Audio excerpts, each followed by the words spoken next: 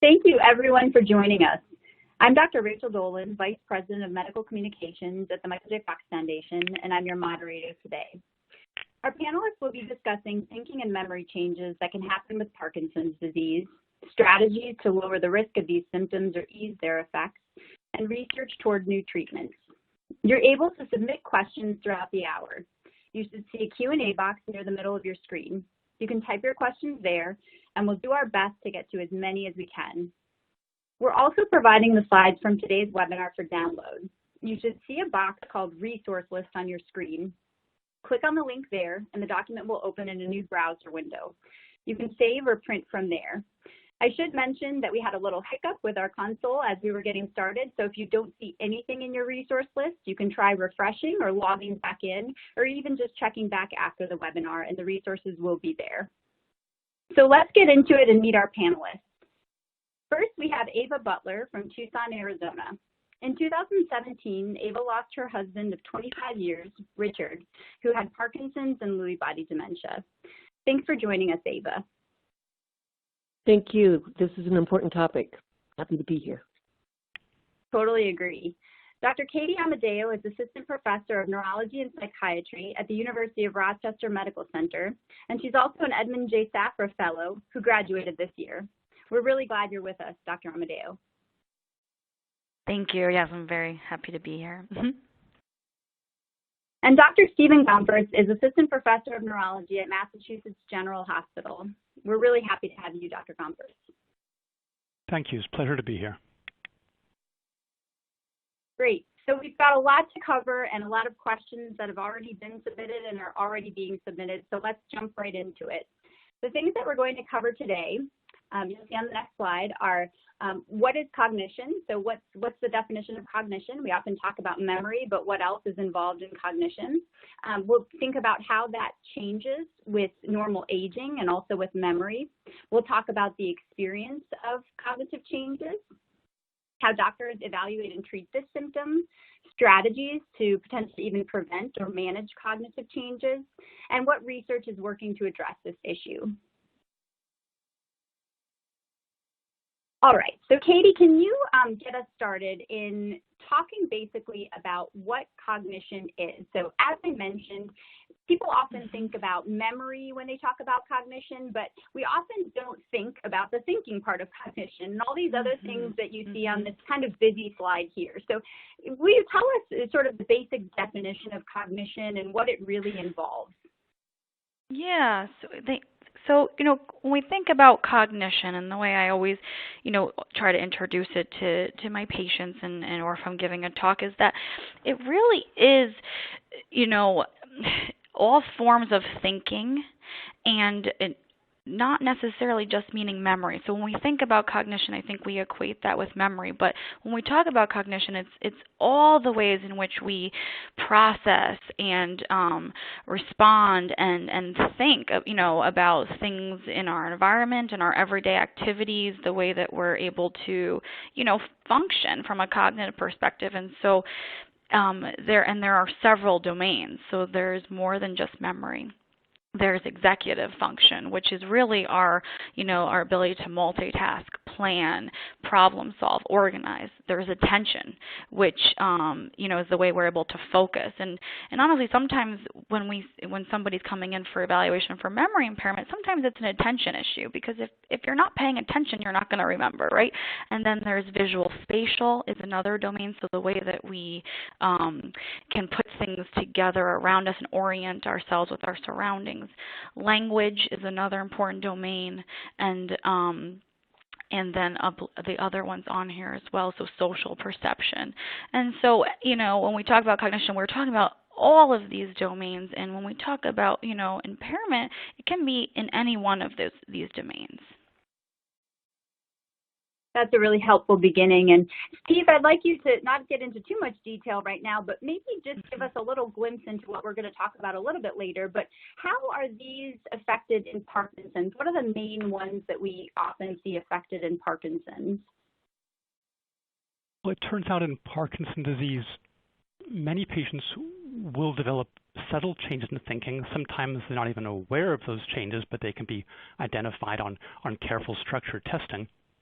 And the domains that are often involved in Parkinson's disease are the executive function domain that we just heard about, difficulty with multitasking and perhaps judgment, planning. It can be harder to perform more complex tasks like manipulate a computer, keep track of a complex medication regimen. We can also develop problems with visual spatial skills. We might start to find ourselves more dependent on GPS behind the wheel, getting lost more often than before. And we can develop some problems with memory as well, particularly short-term memory. Although if you're under careful scrutiny, it's different typically from the pattern of short-term memory loss that arises in the other very common disease, Alzheimer's disease. That's really helpful. And Ava, I'd like to bring you in now for to give us a little bit more context around what the real life experience around this is. So we mentioned in the introduction that your husband, Richard, lived with Parkinson's and Lewy body dementia for several years, and he had some of these cognitive changes, and you experienced those as well with him. Can you tell us a little bit more about what those looked like? Sure. And when he was diagnosed in 2010, I had no idea that any cognitive issues would be coming to play, and so they all came as a kind of nasty surprise.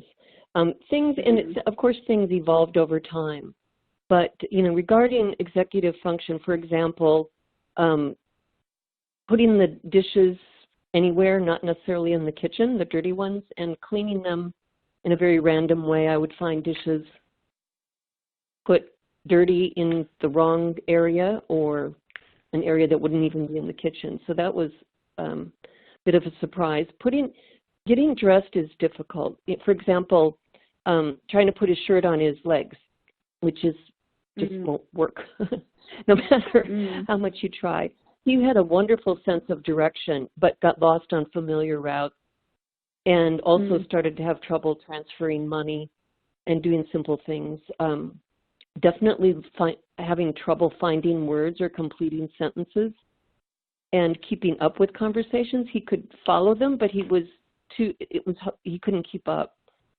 And certainly he forgot my name and his, not every day, but sometimes. So certainly everything on this page, we did not experience the social perception issue, but I do know that that is very common. And so was it, and again, we're going to get into this a little bit more later, but when you started to look at these things, how did you piece them together? Because oftentimes people say, what's normal aging? I forget my keys. Is that normal, or is that Parkinson's, or is that dementia? So how did you start to piece together that all of these things were not a normal part of aging? Well, first of all, he passed away when he was 65, so he was pretty young.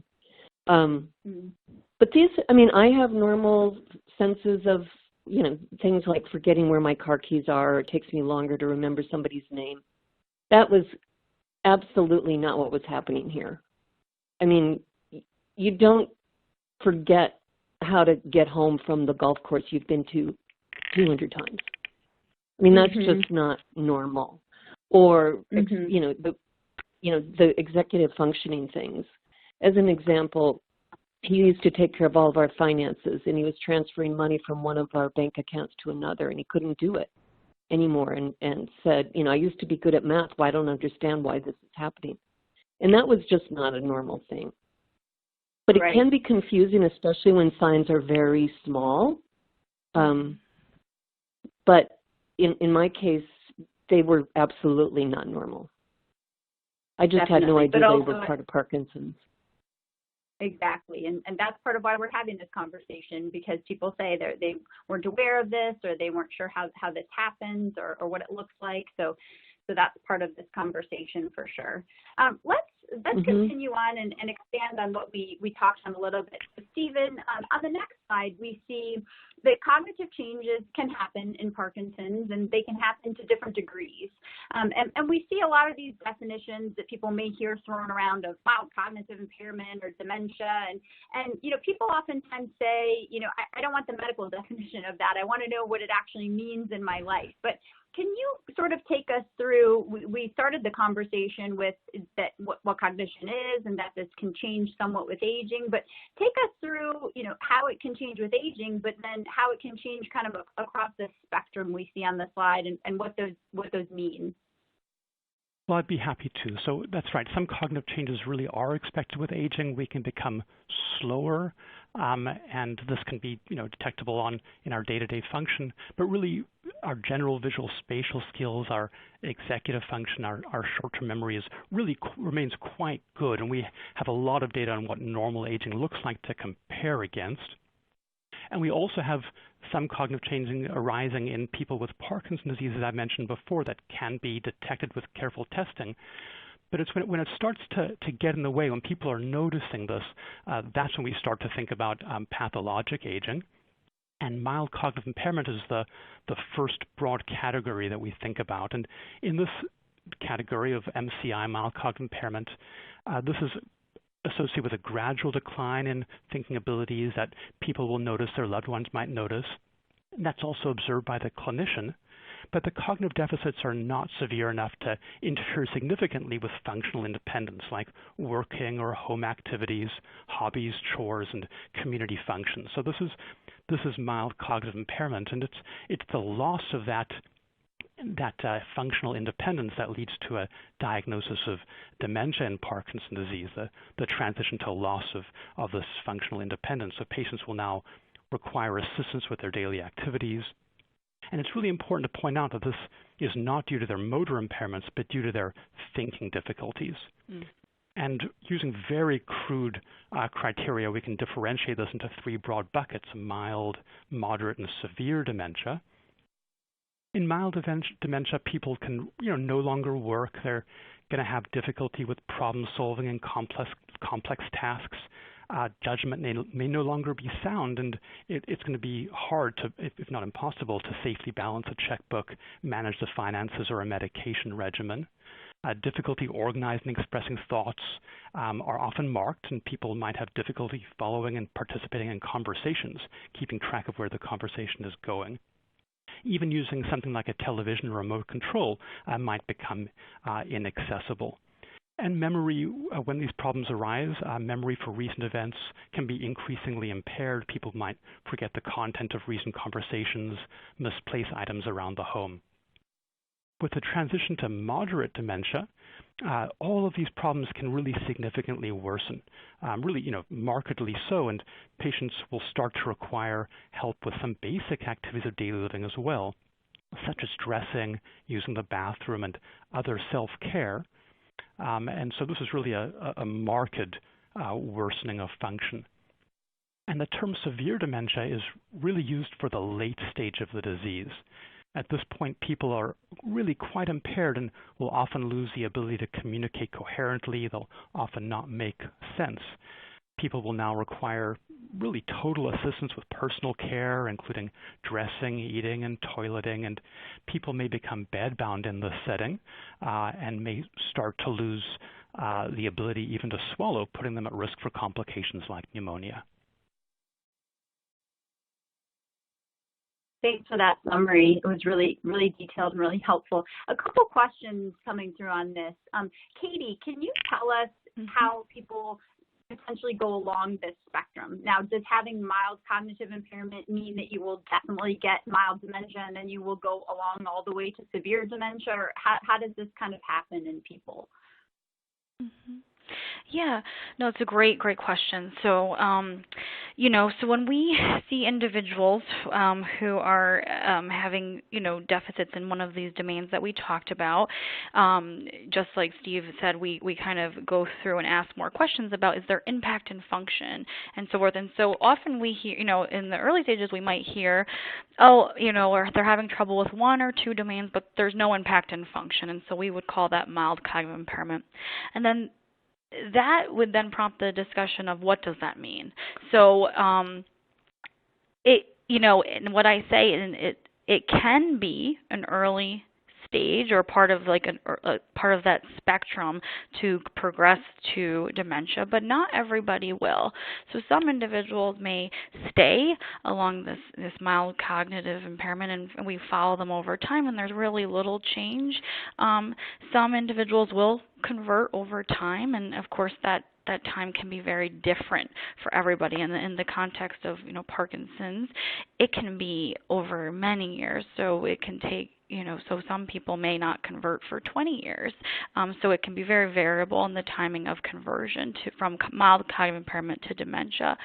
And then, of course, we always are looking for, is the cognitive impairment due to something potentially reversible, such as a medication change, such as maybe, untreated depression. And if that's the case and we can address those symptoms, those causes, then we can see actually individuals get better. And so, that cognitive impairment wasn't due to part of the spectrum. So I guess that's how I think about it.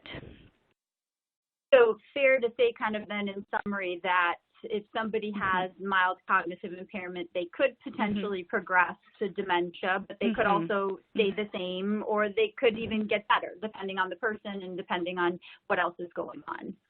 Exactly. Okay, great. And then, Steve, anything else to add on? A lot of people often ask, when do cognitive changes happen in Parkinson's? When should I potentially be worried about these or looking for these or testing for them? Well, everyone's different, but the broad observations are that the longer a person has Parkinson's disease, the greater the risk of running into trouble with thinking in regular idiopathic Parkinson's disease.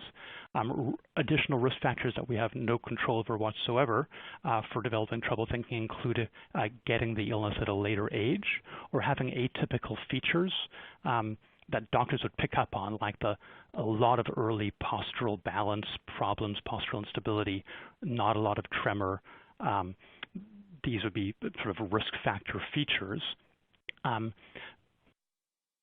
I think that Katie's point about really emphasizing what the reversible contributions are to trouble thinking is going to be really important, because in many people there are things we can do to help, and the key is to look for doctors to team up with patients and look very carefully for reversible contributions.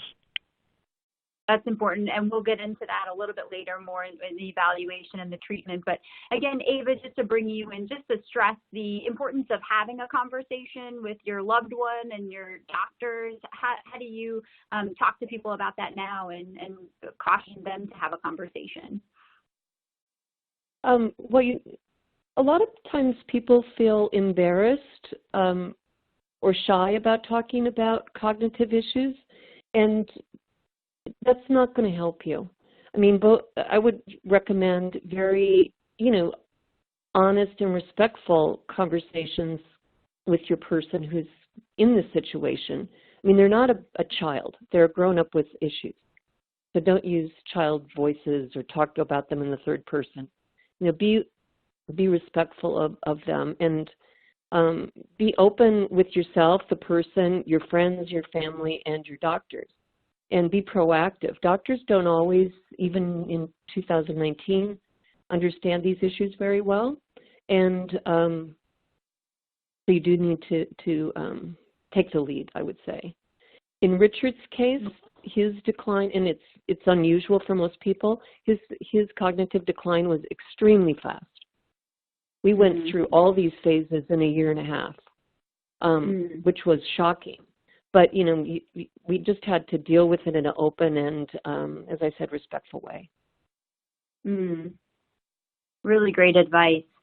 So let's move into talking a little bit more specifically about Lewy body dementia, which is what Richard lived with, and some of the other kind of causes of dementia. So one of the misconceptions, Katie, is that all dementia is Alzheimer's, right? So dementia is a disease and only has one cause, but actually that's not true. There are other potential diseases and conditions that can cause dementia. We were talking earlier about some of the reversible ones, but On this slide, we see listed some common terms that people may come across that can be really confusing. You hear Parkinson's disease dementia and dementia with Lewy bodies and Lewy body dementia, and it's hard to know what's what. But can you just briefly take us through this slide and what this means? Yeah, great. Yeah, and so just like Rachel said, when we are making a diagnosis of dementia, which is an umbrella term that just means, global changes in cognitive function. So across those domains we talked about, that's impacting function, with objective evidence of impairment on our testing. And so that's an umbrella term. So often people, when they hear dementia, they think Alzheimer's, and that's understandable in that Alzheimer's is the most common cause of dementia, but it's important to know it's just one of the causes. But definitely it's most common, accounting for up to 80% of the dementias. But then the second most common cause of neurodegenerative dementia are the Lewy body dementias, which is another umbrella term. So Lewy body dementia is an umbrella term to include dementia with Lewy bodies and Parkinson's disease with dementia. And so then, so sometimes in some individuals who've been diagnosed with Parkinson's and then they start to see the cognitive changes, then they start to ask, so is this, dementia with Lewy bodies? And this is where I'll talk a little bit about, to distinguish Parkinson's disease with dementia and dementia with Lewy bodies, we do distinguish them, but that some individuals, some in the field consider them part of a spectrum.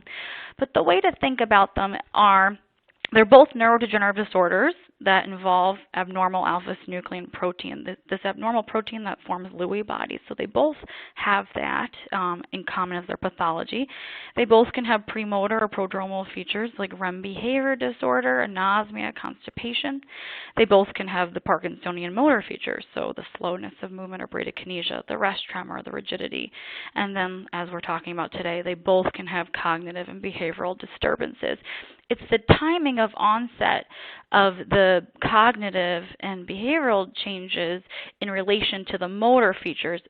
That's how we distinguish them. And so, so traditionally with Parkinson's disease, people are presenting with the motor symptoms first, the rest tremor, the slowness of movement, and then it's not for years. And what we say, is at least a year after the onset of the motor symptoms that we start to see cognitive changes. So conversely, in dementia with Lewy bodies, we see the motor symptoms occurring within a year of the onset of the cognitive. So the cognitive is occurring within a year of the motor symptoms, and that's how we distinguish them.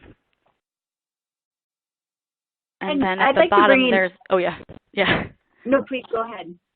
Oh, sorry, I was going to say at the bottom there's a note about these conditions can be accompanied with, like a psychosis or hallucinations, delusions, depression, and anxiety. And again, that can be in both, in Parkinson's disease with dementia or dementia with Lewy bodies. And I guess it's also important to note that sometimes, I get the question of, so the hallucinations and depression, anxiety may not occur in the context of cognitive changes in Parkinson's. So you may see depression and anxiety prodromally before the motor symptoms. And so there doesn't have to be cognitive changes to see these symptoms, but it's just an important note. And Ava, I'd like to bring you in here because you mentioned that Richard had some of these really bothersome symptoms, these hallucinations and delusions, but also the depression and anxiety. And you shared how difficult those can be to manage and live with. So tell us a little bit more about your experience with dementia with Lewy bodies. Yeah, sure. And, building on what Katie said, Richard had all of those issues, hallucinations, delusions, depression, anxiety. And they were very difficult to manage, and some of them were showing up before even some of the physical symptoms. Getting, a lot more depression and anxiety about things like that we never had issues with before, like flying. We flew a lot, and suddenly he had a fear of flying, things like that, or delusions about me or people stealing money, and hallucinations for him were very vivid. For a lot of people, hallucinations are just some, benign thing, like, oh, there's a person sitting in my chair, or there's a person in the trees, or, whatever. In his case, they were very fear-based. So, there were commandos outside, and, people, we have this beautiful totem pole, and villages of people would live in the totem pole and come out periodically. And the plants would turn into children, and the white chairs by the pool turned into a bride and groom, or there would be bands playing outside. I mean, it was some very fearful, and some, just things to deal with. I found that, especially as things went on, to try to correct him was not helpful. It was much better to just manage them. Sometimes I'd open the door, for example, and say, okay, time for you to go out, and shoo them out the door. Yeah, you have a lot of helpful tips, and we've put a lot of these tips that you shared with me in our new guide on navigating cognitive changes in Parkinson's, which you can find in your resource list. But a lot more of the information we're covering in this webinar, and also the tips like this, Ava, that you found were helpful with hallucinations and delusions, and when some of the other treatments just weren't enough or didn't cover the hallucinations and delusions. Steve, yeah. we often I would get say questions that, and go ahead. Oh, I was just going to say that for me, this page was by far my most challenging for everybody. Could you clarify a little bit? This page meaning the issues we're discussing on this page around hallucinations, delusions, anxiety were more difficult to manage than the cognitive issues, although those were pretty darn hard too. Mm-hmm. And Steve, we often get questions about how many people with Parkinson's get dementia or cognitive changes, and can I get Alzheimer's if I have Parkinson's? How do you answer those?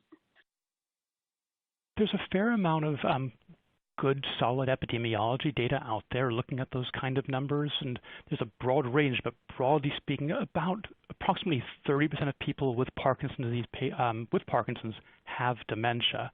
And in terms of the transition from Parkinson's to a full-blown dementia, it's on the order of 3 to 10% per year that people are transitioning to a full-blown dementia. The risk of dementia in people with Parkinson's is actually about threefold greater than in people without Parkinson's. So having Parkinson's really is a risk factor for developing trouble thinking and a full-blown dementia. And let's talk a little bit more. Let's move to the next slide, because diagnosing these conditions is really difficult, and it's hard oftentimes to separate, as you mentioned, Katie, which is which, because we just use timing to separate Parkinson's disease dementia from Lewy body dementia and Alzheimer's and these sorts of things. So Stephen, maybe you can take us through this slide a little bit. If somebody talks to their doctor about cognitive changes, what are the next steps to that evaluation and then potentially treatment? Sure. Well, great question. I think the doctor has to work very carefully with the patient to try to get a sense of what might be going on. For example, Katie earlier mentioned depression and anxiety. These can impact cognition. A person who's really down and ruminating and is going to be busy thinking to themselves when someone else tells them something, and then they'll be mad at themselves for having forgotten what was told them, when in fact the primary problem was one of depression. Anxiety, likewise, can really impact thinking in significant ways. So doctors have to think about... And I'll just interrupt you there for 1 second, because we're getting a question also about sleep, which can be impacted in Parkinson's. Is that something that can also impact cognition? It certainly can. Disrupted sleep can absolutely affect thinking, whether it's through Parkinson's or non-Parkinson's disease-related illness. Severe obstructive sleep apnea starves the brain of oxygen, results in excessive daytime sleepiness, and makes it really hard to think straight. And in general, sleep disorders can impact thinking. And some of the medicines we use to try to control our sleep problems can also affect thinking. So, for example, the REM sleep behavioral disorder, the dream enactment associated with Parkinson's disease, will often treat, sometimes aggressively, and that can lead, the medicines we might use, the benzodiazepines, can also potentially have an effect on thinking as well. Other things to think about, of course, for doctors will be other medications used to treat Parkinson's, and just older people in the age group that gets Parkinson's are often on multiple medications, and sometimes those medications alone are capable of causing trouble thinking. Sometimes through interactions, they can cause trouble thinking, and likewise supplements, or for example, the use of marijuana or other experimental things, alcohol used socially. As well. So doctors have to review all these medicines and exposures and think of them as potentially toxic. And many of the medicines we'll use to treat Parkinson's, for example, trihexyphenidyl or Artane, which is quite good for tremor, is very good at causing trouble with thinking, trouble with memory, and even bringing out hallucinations in older patients with Parkinson's disease. The dopamine agonists like ropinirole, pramipexole, and the reticotine patch are also all very good at causing trouble thinking as well, and bringing out hallucinations, and even amantadine also. So three broad classes of agents that we use aggressively and successfully to treat the problems with moving can cause trouble with thinking. So it's important for doctors to think about the medications and the dosing. Carbidopa, levodopa, really very successful workhorse for treating Parkinson's motor problems. At high dose also can be problematic, although at lower dose it's usually actually generally quite well tolerated. And then outside of the Parkinson's medicines, it's just worth mentioning very common medicines that older patients will be exposed to that can cause trouble thinking as well. So sleep medicines, like I touched upon, whether it's Tylenol PM or which has Benadryl in it, these PM agents can really make it can really affect thinking significantly. Ambien, the Ativan, lorazepam, these benzodiazepines are all potentially problematic. Some bladder medications as well that are meant to just act on the bladder can cross the blood-brain barrier and affect brain function as well. Some of the older antidepressants can have these problems as well. So I think it is important for doctors to work hard with patients and their caregivers to go through that and consider other medical conditions as well. Thyroid disorder, B12 deficiencies, which are common causes of trouble thinking, as well as metabolic problems, which might show up as a salt imbalance, electrolyte imbalance, liver function problems, kidney problems. And then doctors can quantify get a detailed assessment of cognitive function through detailed neuropsychological testing. Neuropsychologists are trained to perform these careful tests to look at the strengths and weaknesses across the different domains of cognition that we touched upon earlier, and that can be quite useful to get a sense of what's strong, what's not strong, both for diagnosis, but also to get a sense of a baseline and level of severity across these domains that are sometimes hard to assess in the short time that doctors will have with their patients. With respect to treatments, once we've gotten rid of all the toxic agents we possibly can, including medications and the like, then it is time for doctors to start thinking about treatments. And just a quick word about diagnosis. I haven't touched upon brain imaging, but I do think it's important to get for doctors to get careful brain imaging to look at the contribution of vascular disease or other processes, some of which might even rarely, on a rare occasion, be reversible. But it's really important for brain imaging to be performed, because we wouldn't want to miss something that's going to alter how we treat these illnesses and even the diagnosis we make. But once that's all established, there are medications that have been proven to be effective, both for Parkinson's dementia and for dementia with Lewy bodies. Most of these work by increasing a brain chemical called acetylcholine. The cells that make that brain chemical are damaged in both Parkinson's and dementia with Lewy bodies, and so their loss definitely contributes to trouble thinking, and we can increase acetylcholine using medicines like ribostigmine, known as Exelon in the U.S., and also donepezil, is another one. And there are multiple treatment trials in the U.S. and internationally in support of those agents, both in Parkinson's dementia and in dementia with Lewy bodies. In terms of mild cognitive impairment with Parkinson's disease, there's not as much data in support of treating medically, but it's worth mentioning that there are a few clinical trials that support, that show benefit, or certainly a trend to benefit. These are smaller clinical trials, but using the same strategy, using medicines that increase acetylcholine in the brain. There's another class of medicine called memantine, which has been used like these other agents in Alzheimer's disease for some time.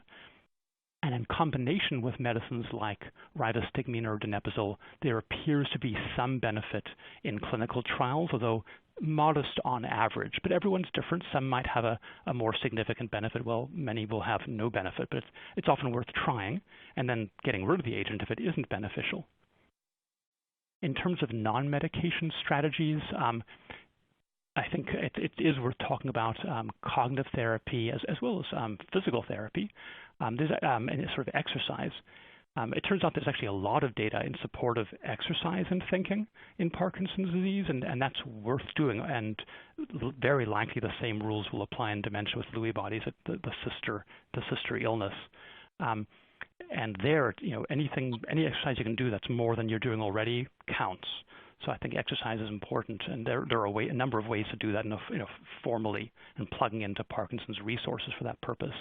In terms of cognitive therapy, people who aren't too cognitively impaired to benefit can benefit, I think, from cognitive therapy if they're seeing a good cognitive therapist focusing in on particular weaknesses they've got to help them practice.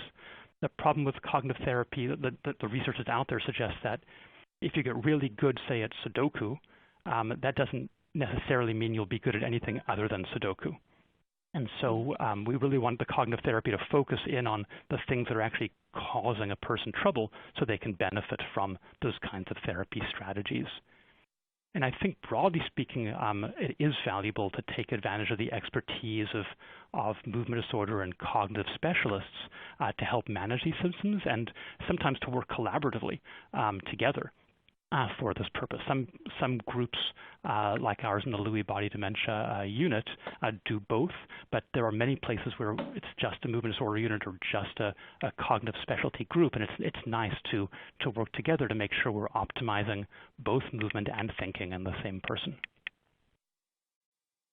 That's a lot to think about, but a lot that you can do with your doctor to look into these symptoms and these changes and, potentially change around or reduce medications if that's safe for you, or look at other medical conditions as you mentioned. But Ava, there's a question about how can a loved one or a care partner bring up cognitive changes to their doctor if the person living with them doesn't want to discuss them or maybe doesn't even think there are changes. Do you have any advice there? Yes, absolutely, and thanks for the question. As a care partner, you need to be proactive, and if your doctor doesn't bring it up, you bring it up, and once again, be in a matter-of-fact way, giving as many examples as you can. And if your doctor is not paying attention, you may consider a different doctor. Not all neurologists and specialists are created equal, and you need to find one that works for you. And I definitely want to build on Stephen's point of creating a team. Find the team that's going to help you and your loved one. Yeah, it's very individualized and finding the right treatments that work for you and the right doctors who work with you. Katie or Stephen, anything to add there on if you have a difference of opinion on what's going on or how people can bring it up? Is it safer to bring it up in a more objective way and just kind of asking, hey, are there cognitive changes or other symptoms that go along with Parkinson's? And then that kind of gives the doctor the window to open the conversation or ask more questions around that? Yeah. Katie, maybe you could start? Sure. So I think, as we've talked about, I think it's becoming increasingly recognized that there are more than just motor features to Parkinson's. There are, these non-motor features. We mentioned depression, anxiety. We mentioned, potentially psychosis. And then, of course, we're talking about cognition. So I think whenever you're seeing whoever you're seeing for management of your Parkinson's, it's always good to be bringing up these other non-motor symptoms. If your doctor isn't, we should be, but if not, then, just kind of running through a checklist of these other non-motor features, because yes, it's important that it's brought up and it's talked about just like the motor symptoms. And so I think one thing that we find to be helpful is I will often tell my patients to come with a list of things they want to talk about before the visit, because that makes sure that things are being addressed. I think always having a care partner with you, so like Ava mentioned, is very helpful to make sure that they're there to kind of bring up these things if they're not being brought up. And also, I think in the office, something for providers is having these questionnaires or like we use, for example, this UPDRS, it's a tool to kind of go through these non-motor features as well. So to make sure that they're getting as much attention as the motor features. And that's really helpful. And sorry, I just want to very quickly echo the value of having a caregiver present. I just think that's super important, and patients won't always have a whole lot of insight into some of the problems that they're having, and it's great to have someone else advocating for patients present for that purpose. Yeah, it's really helpful. It's sometimes a lot, and especially the mood symptoms, Katie, you were mentioning, and Ava, you mentioned, that can go along with sometimes the people who are experiencing them don't recognize them or see them, and the loved ones are the first ones to notice that there's a change there. Katie, I'll ask you to kind of continue with us on the next slide, because there's a question about what's the reason for even measuring cognitive change, since we can't do anything about it. So is there also a myth that we can't do anything about cognitive change? What would you say to people in this situation? Why is it important to measure it, and what can we do? So, I think just as Stephen said, is that there are things we can do. So unfortunately, we don't have a cure, and we're trying. I think the field is definitely trying, but we don't have a cure. But we do have ways that can help. And I typically talk about this twofold, just as Stephen was saying. There's non-pharmacologic and pharmacologic approaches. And honestly, particularly in the mild cognitive stages where maybe there's a little bit less evidence, although, as Stephen said, sometimes it can be used with good benefit using those medicines, the acetylcholinesterase inhibitors. But typically, we aren't recommending pharmacologic therapy in those stages because the evidence just isn't there, or because maybe it's patient preference. And so the things that we can do non-pharmacologically that we know to be helpful are diet, exercise, socialization, and strategies. Those are the big ones I talk about. And so when we think about exercise, I think there's the strongest data for that to help with both our motor and non-motor symptoms.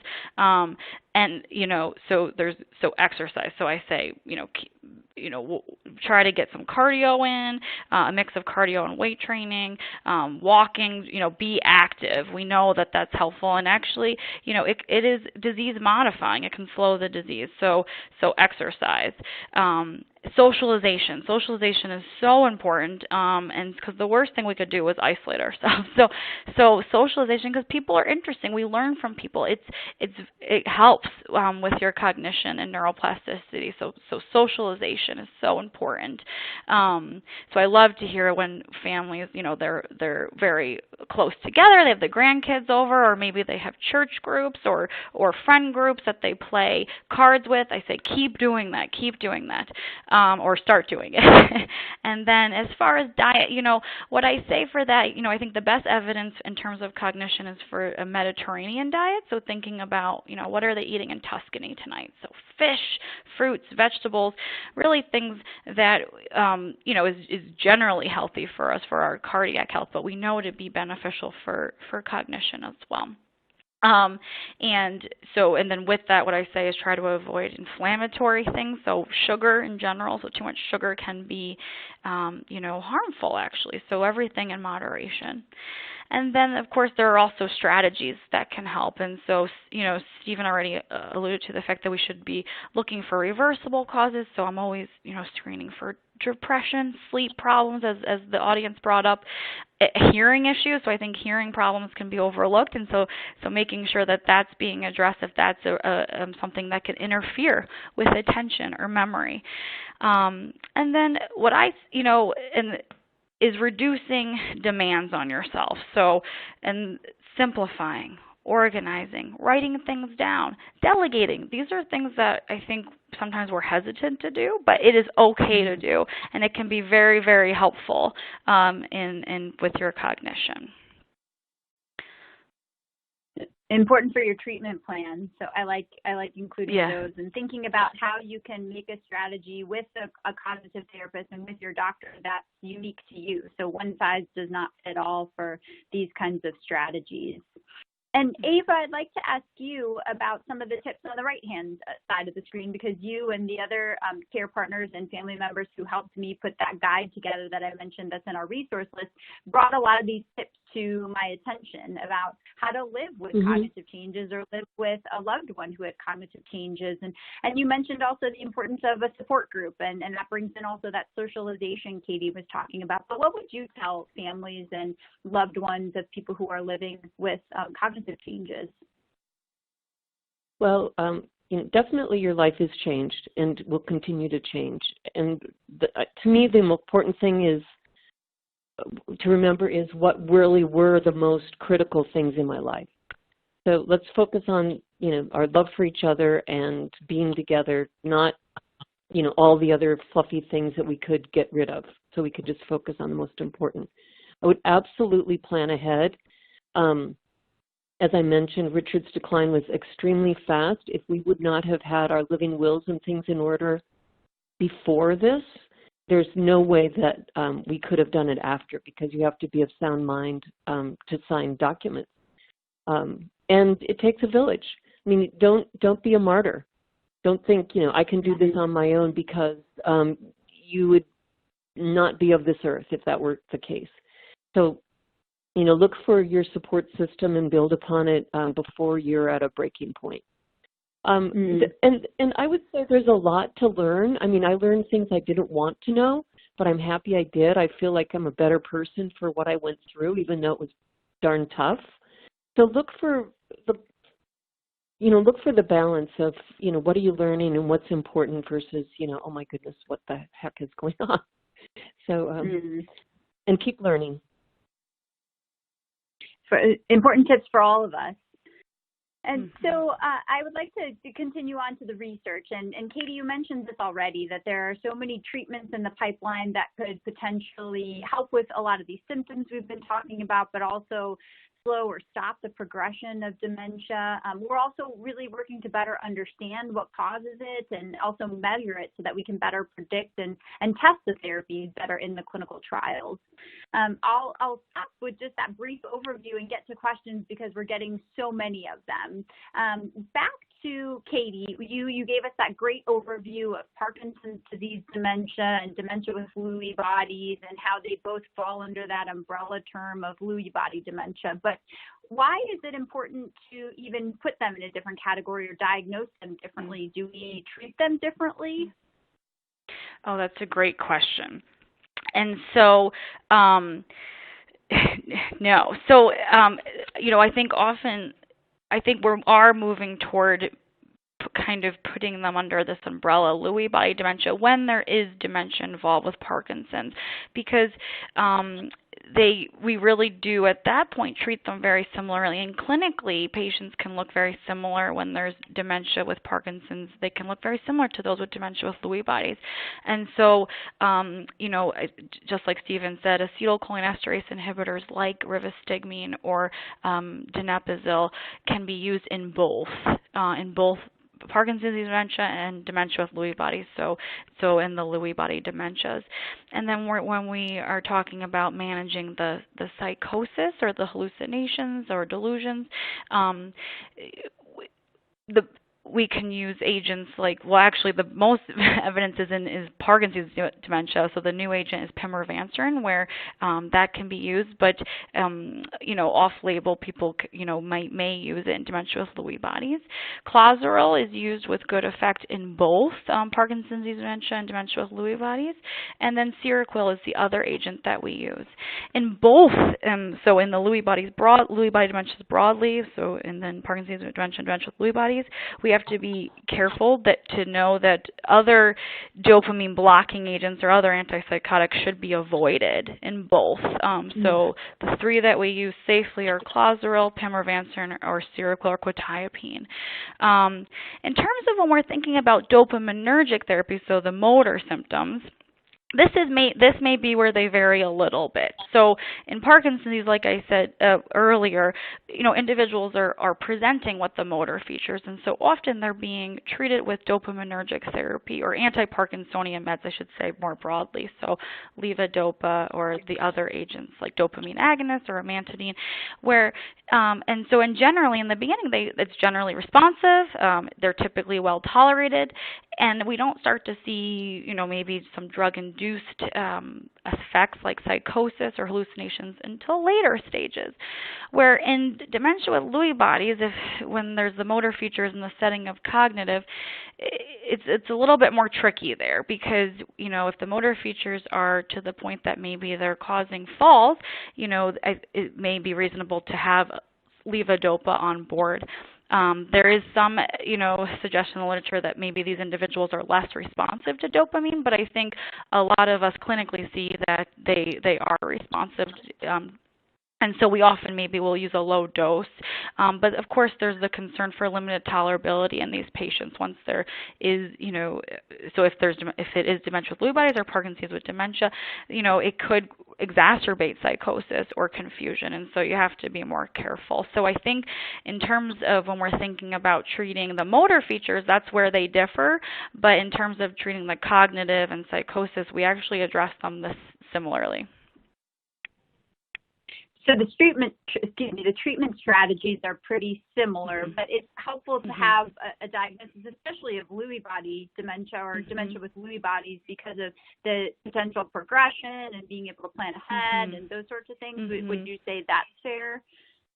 Yeah, I think exactly. I think that's fair, because we do think, because we already said that the cognitive symptoms occur very early with dementia with Lewy bodies, and so I think having that diagnosis has obviously a different prognosis, so it can be helpful.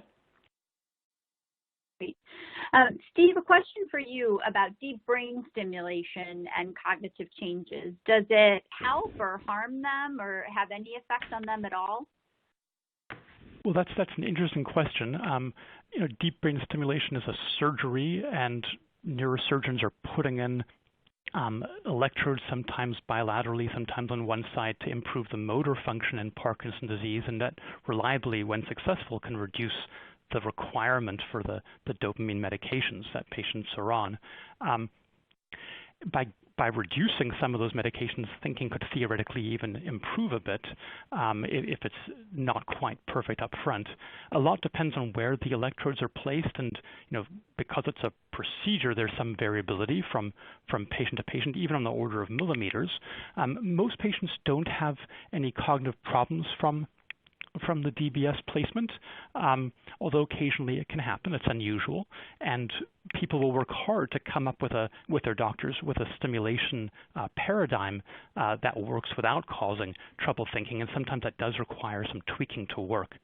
It's unusual for thinking to improve purely on the basis of DBS per se.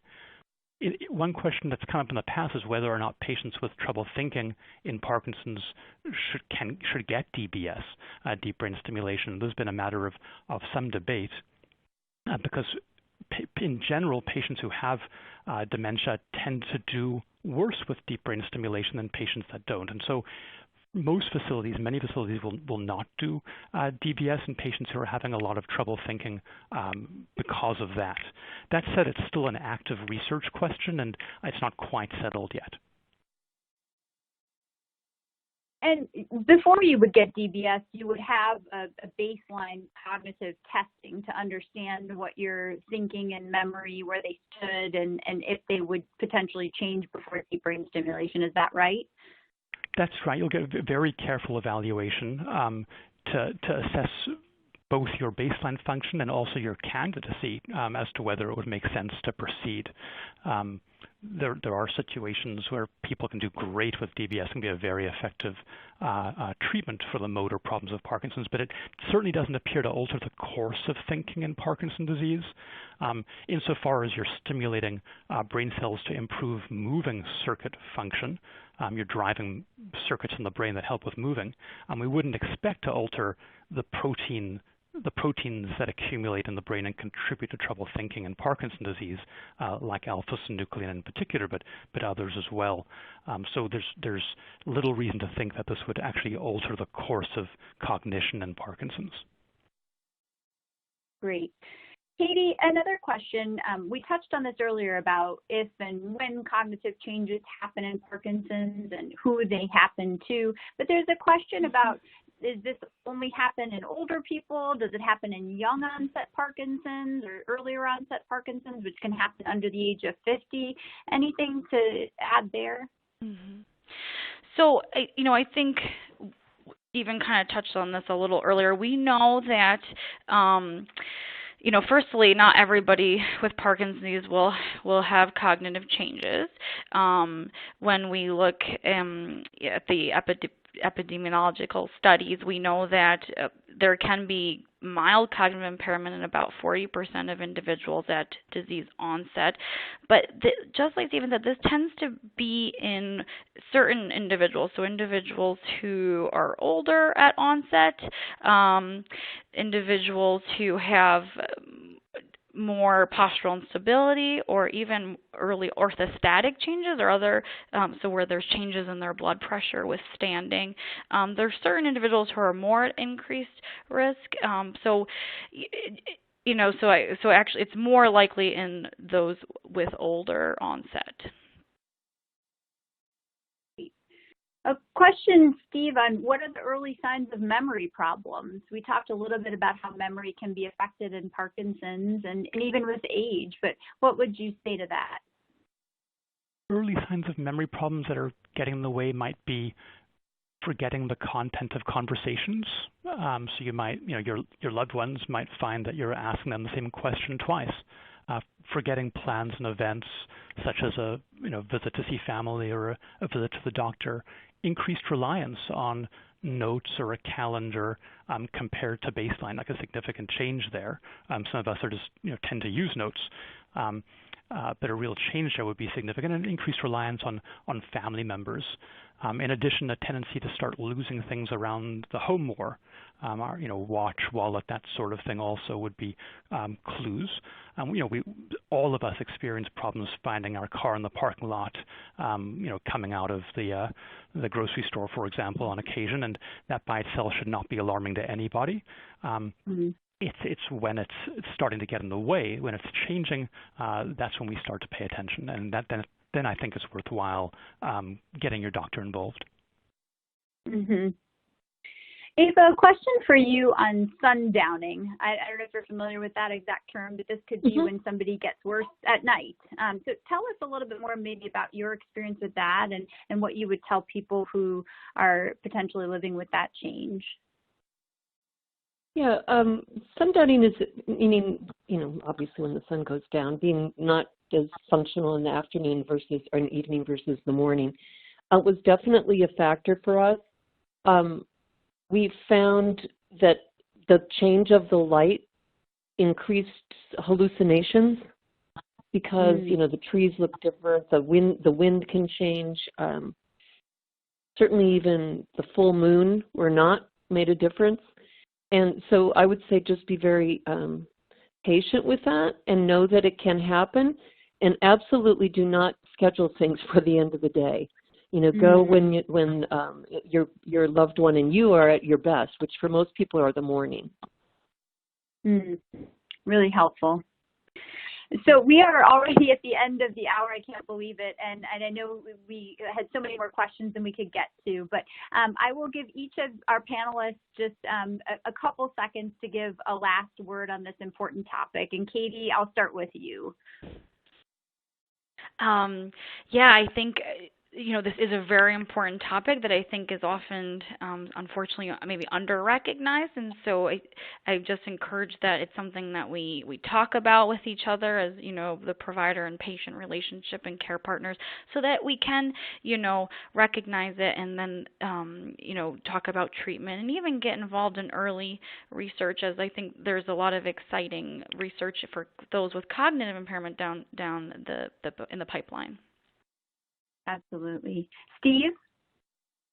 Well, I completely agree. I think these are, important problems that people are experiencing, and the important thing is for us all to cue into them and engage with our physicians and our teams and do everything we can to mitigate them. And I think there are a lot of useful strategies even now that can be helpful. We can't stop the progression of these diseases yet, but there's a lot of research going on to that end. But what we can do is provide symptomatic benefit and get rid of all the complicating factors that could actually be making things a whole lot worse than they otherwise would be.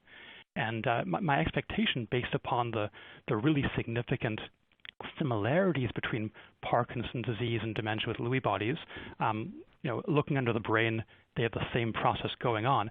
My expectation is that a cure for one will be a cure for both. Right. Super hopeful. And Ava, the last word is yours. Oh, thank you. And thank you to you, Rachel, and to the Michael J. Fox Foundation for this and for the guide that you put together.